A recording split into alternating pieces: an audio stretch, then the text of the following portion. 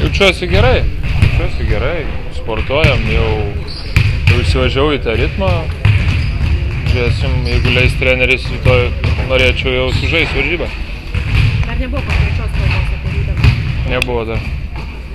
Jūs minėjo apie eksperimentus, kad pagaliau jie baigėsi.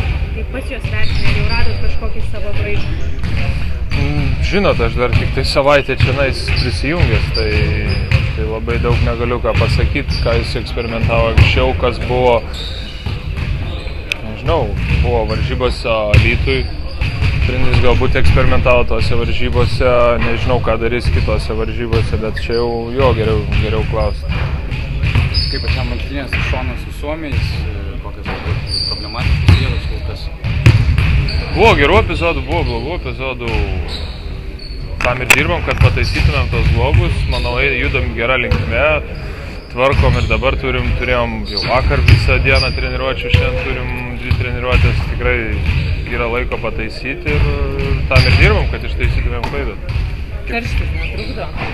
Taigi dabar nuslūgo karštis, ne? Vis tiek labai karštis. Vis tiek, man normaliai, kondišinai veikia. Jam ir daug teko naujų dalykų mokytis rinktiniai, kaip šiandien, palyginus su pernai. Deriniai panašiai tie patys lieka, vis tiek gal kažkokių opcijų pakeitimai, bet deriniai lieka tie patys, o krepšinio iš naujo neišradinėjom. Tai viskas kaip ir reikia kamuolį įmesti į krepšį, tai tas pats. Kaip tavo akimis atrodo kiti vidurio puolėjai? Visi dirba, visi stengiasi, visi pilni noro laimėti. Super.